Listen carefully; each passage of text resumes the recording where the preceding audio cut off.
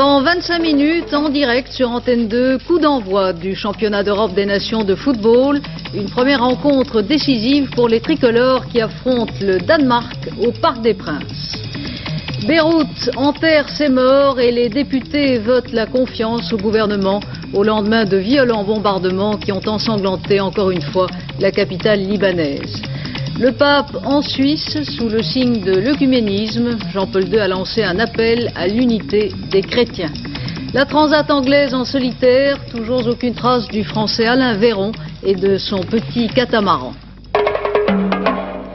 Madame, monsieur, bonsoir. L'Europe du football entre en campagne ce soir en direct sur Antenne 2. Juste après ce journal, en effet, vous pourrez suivre la rencontre qui ouvre le championnat d'Europe des nations que vont se disputer 8 équipes nationales. Une rencontre d'autant plus passionnante ce soir que les tricolores ouvrent le feu face aux Danois au Parc des Princes. L'ambiance promet d'être chaude. Déjà dans la journée, des hordes de supporters danois criaient dans Paris leur foi dans leur équipe. Thierry Roland, le Parc des Princes est archi-comble et il doit y faire bien chaud ce soir. Effectivement, oui, le Parc des Princes n'est pas encore tout à fait comble, Christine, mais il le sera au moment du coup d'envoi donné par l'arbitre ouest-allemand, Monsieur Roth, d'ici une petite demi-heure. Ce que l'on peut ajouter à ce que vous avez dit, c'est que l'équipe de France joue effectivement une carte très importante ce soir sur son terrain. Elle est la favorite de toute l'Europe du football, de tout le monde du football, pour inscrire son nom au palmarès du championnat d'Europe des nations, après celui de l'Allemagne, tenante du titre et victorieuse il y a 4 ans en Italie.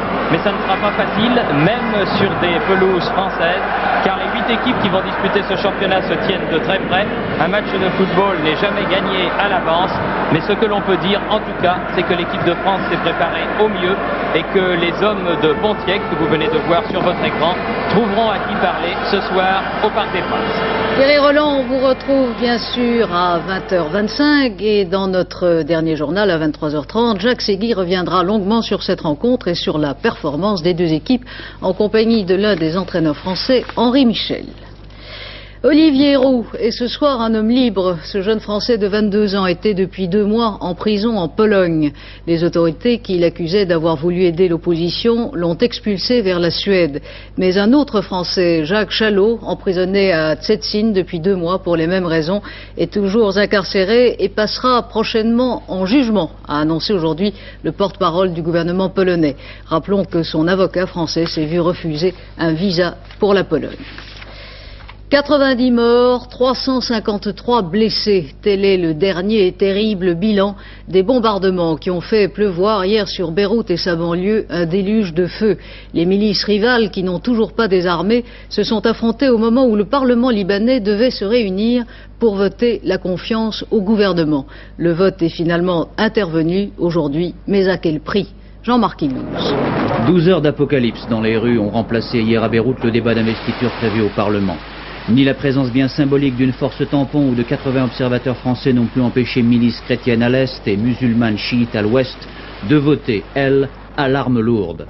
Les premières contre l'attribution de pouvoirs spéciaux au nouveau gouvernement, les secondes pour, évidemment.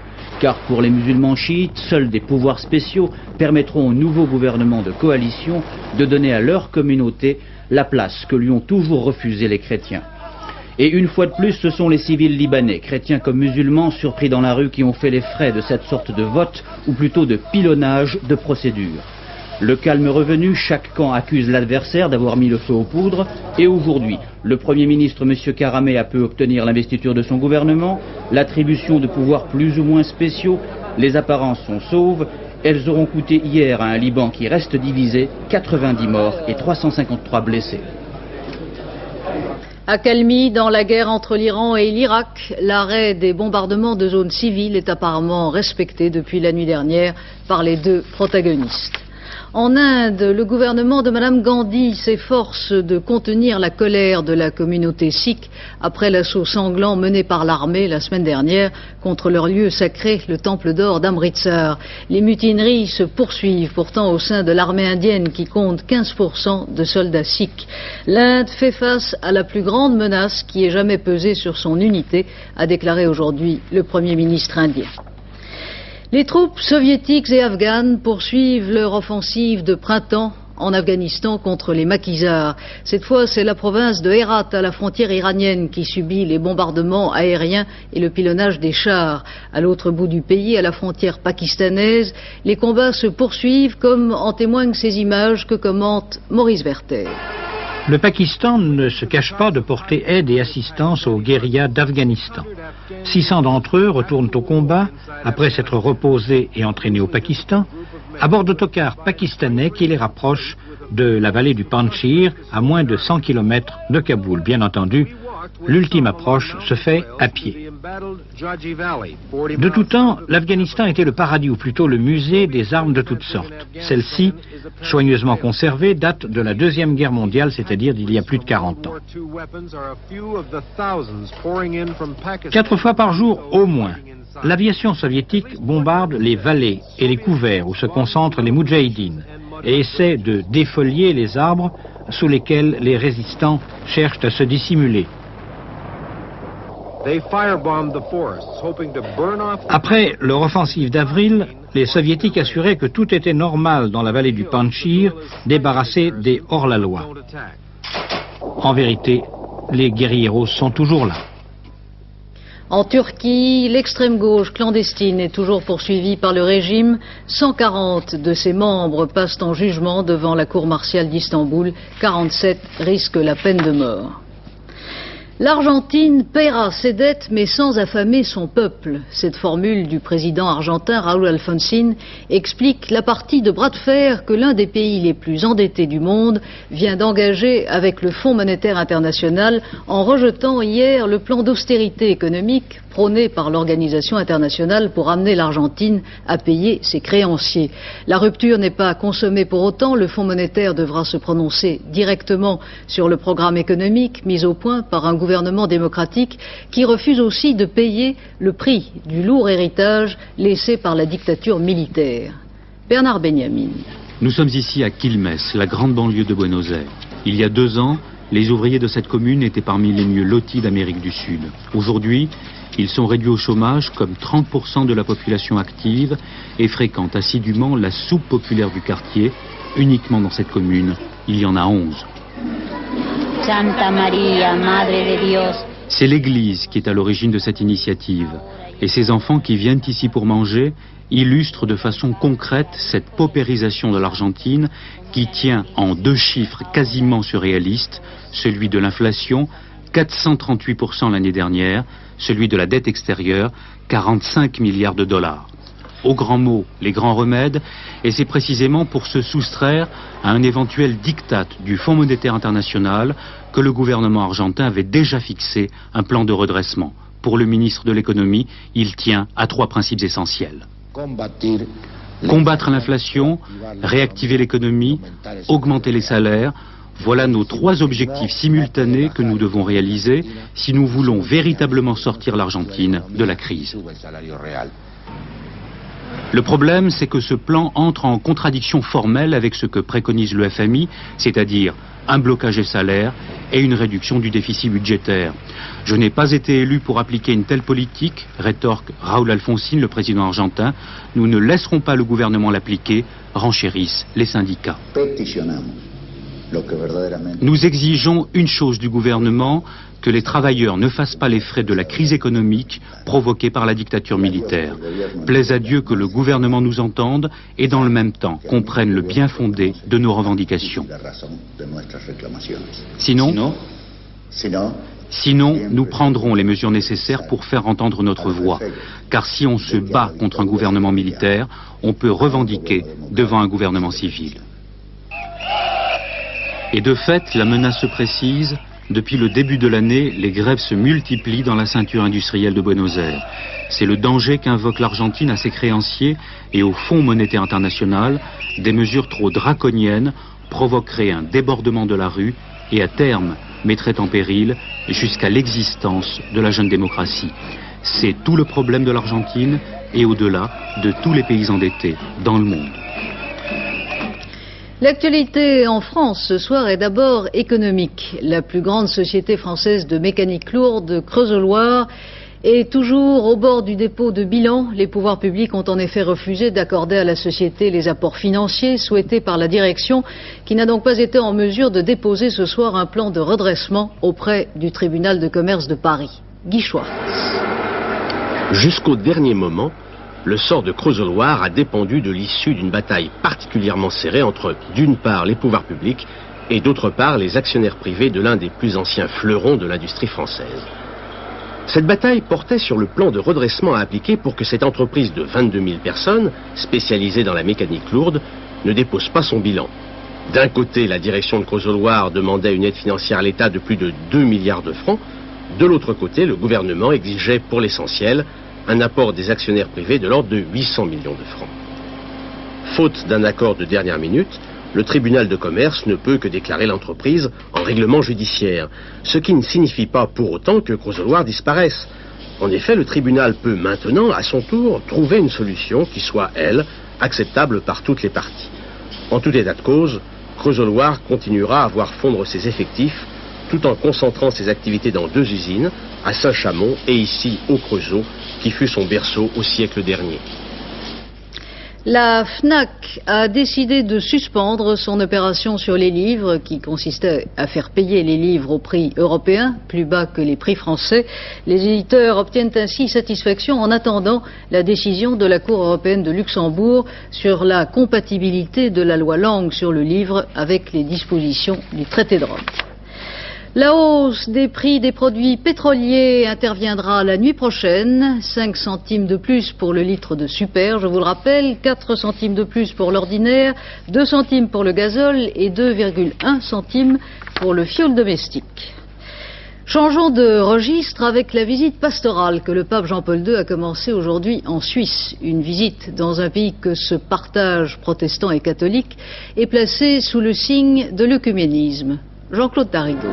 6 jours de visite en Suisse dans un climat marqué par la présence de 2 communautés chrétiennes encore parfois antagonistes, le voyage de Jean-Paul II se présente sous des auspices certes positifs, mais dans un enthousiasme moindre qu'à l'occasion d'autres périples du pape autour du monde. Un certain nombre de protestants ont manifesté leurs réserves, voire leur réprobation à la venue du chef de l'Église romaine, mais les critiques existent aussi chez certains catholiques et notamment des prêtres. J'ai l'impression qu'on est en train de monter une immense supercherie où on va tromper le pape sur la vie de l'Église d'ici. Ici, en Église locale, on vit peut-être certaines choses au niveau œcuménisme ou dans le cas de la contraception ou du respect de la vie qui est différent de ce qu'il peut dire. Ça ne peut pas être valable de manière universelle à ce niveau-là. Par exemple, l'aumônerie catholique par le planning familial n'a encore jamais été consultée. Alors l'Église perd un tas de monde qui, ou bien, s'éloignent de l'Église, ou alors vivent avec une mauvaise conscience. À travers les bravos des inconditionnels de Jean-Paul II, à travers les réticences, voire les refus de certains catholiques qui pourtant ne quittent pas l'Église, se profile une nouvelle fois la question « Être chrétien en 1984, qu'est-ce que ça veut dire ?» En appelant catholiques et protestants à l'harmonie, à l'entente, à l'unité, Jean-Paul II a peut-être commencé aujourd'hui à donner sa réponse. Le Vatican a formellement démenti aujourd'hui que le pape Jean-Paul Ier ait été empoisonné, comme l'affirme le livre d'un enquêteur britannique Au nom de Dieu, que publie en France les éditions Christian Bourgois.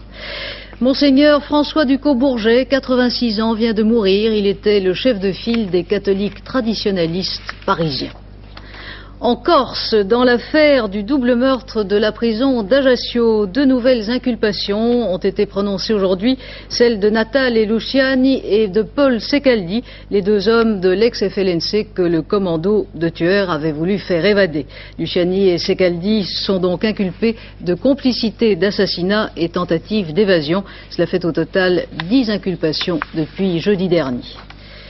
Tony Negri a été condamné aujourd'hui par contumace à 30 ans de prison par la cour d'assises de Rome. Tony Negri est ce professeur d'université italien qui fut le fondateur et l'animateur du mouvement d'extrême gauche italien Autonomie ouvrière et qui est considéré comme l'un des cerveaux des Brigades rouges. Michel Perrault. 16 mois d'audience, 12 jours de délibération auront été nécessaires aux jurés de la Cour d'assises de Rome pour rendre leur verdict dans le procès du mouvement d'extrême gauche Autonomie ouvrière, animé par Tony Negri, un professeur de philosophie de Padoue. Tous avaient été arrêtés en avril 1979 à la suite de l'enquête sur l'assassinat d'Aldo Moro. Actuellement en fuite, Tony Negri a été condamné aujourd'hui à 30 ans de prison par contumace. Brillant universitaire, il est considéré par la justice italienne comme ayant été l'un des cerveaux des Brigades Rouges. Incarcéré pendant 4 ans, Negri avait été élu député radical en juin 1983. Bénéficiant ainsi de l'immunité parlementaire, il avait été alors libéré. Son immunité levée, il s'était alors enfui en France où il se trouve encore actuellement. Le meurtrier présumé de 2 jeunes touristes allemands tués à coups de couteau à Châtellerault dans la nuit de dimanche à lundi a été écroué aujourd'hui à Poitiers et inculpé d'homicide volontaire. Dans l'Isère, les gendarmes poursuivent leurs recherches pour retrouver cet agriculteur des Impinais qui dimanche soir a tué à coups de carabine un jeune campeur. Jean-Marc Dubois. Toute la journée, 150 gendarmes avec l'aide d'un chien ont recherché Camille Carcel dans les bois autour de Vienne. Camille Carcel, 2 jours après son crime, reste introuvable. Le drame s'est passé ici, dans ce champ. 4 jeunes gens étaient venus y planter leur tente pour quelques jours. Dimanche soir, ils finissaient de dîner quand Camille Carcel, armé d'un fusil de chasse, est venu leur ordonner de s'allonger et leur a tiré dessus, à bout portant. 2 coups, tuant un des campeurs et blessant un autre à l'épaule. Camille Carcel a 51 ans. Depuis plus de 30 ans, il habite dans ces bois et il travaille comme bûcheron. C'est un homme assez violent. Déjà en 1977, il avait assommé un homme et avait pour cela fait 2 ans et demi de prison. Il était comme les autres, hein, pareil, comme moi et vous, hein, pareil. Seulement quand il avait bu un canon, ben c'est... Quand il avait bu, il était fou, comme il y en a beaucoup. Hein. Drame de la jalousie la nuit dernière à Sancoin dans le Cher. 3 personnes d'une même famille ont été tuées par un mari jaloux. Panne de batterie ou accroc plus grave. Les recherches se poursuivent ce soir pour retrouver la trace du petit catamaran d'Alain Véron, l'un des Français en course dans la Transat anglaise en solitaire. L'Anglais Phillips est toujours en tête. Le point de la course, Lionel Chamoulot. Le Britannique Peter Phillips est toujours le solide leader. Ce n'est pas une surprise, ce marin de 47 ans s'est longuement préparé pour cette épreuve. The one advantage we've got, I think, is in the planning, the organisation, that took just on 2 years to make sure that the boat was designed at the right time. À l'approche de la zone des glaces errantes, Phillips consolide son avance. Aujourd'hui, il a repris 11 000 à Daniel Gillard, 18 000 à Olivier Moussy, désormais en 3e position, et 50 000 à Marc Pajot, 4e qui connaît des problèmes. Un capot avant d'Elf s'est ouvert et le flotteur sous le vent s'est rempli d'eau. Derrière, un peloton s'est formé composé de Leurs, Poupon, Le Cornec et Tabarly. Alain Véron n'a toujours pas pu être repéré. On espère un problème de balise. Il navigue sur un petit catamaran dit insubmersible. Quelques inquiétudes également pour Michel Aurault, côte cassée, et pour le bateau d'Alain Petit-Étienne. Après la terre battue, le gazon au tournoi de tennis britannique du Queen's à Londres, Yannick Noah a dû abandonner pour cause de blessure aujourd'hui dès le premier tour du simple messieurs. Notre petit prince de la météo, c'est ce soir Brigitte Simonetta. Et tant que nous serons dans le monde des A, tout ira bien. Entendez, anticyclone mais il y a un mais. Cet anticyclone faiblit au nord. Résultat, sur la carte de demain, des côtes de la Manche, au nord et aux frontières de l'Est, le temps sera nuageux à très nuageux. Partout ailleurs, après dissipation des brumes et brouillards matinaux, il fera beau. Les températures restent stables de 17 à 28 degrés du nord au sud et l'on a même relevé 29 cet après-midi à Perpignan. Demain, mercredi 13 juin, le soleil se lèvera à 5h46, se couchera à 21h55, ce sera la pleine lune et la Saint-Antoine de Padoue, patron des objets trouvés ou perdus, comme il vous plaira. À 23h30, c'est Jacques Ségui qui vous présentera notre dernière édition. Demain, antenne de midi, 12h45 avec Noël Mamère, 18h30, c'est la vie. J'aurai le plaisir de vous retrouver à 20h. Et maintenant, place au football.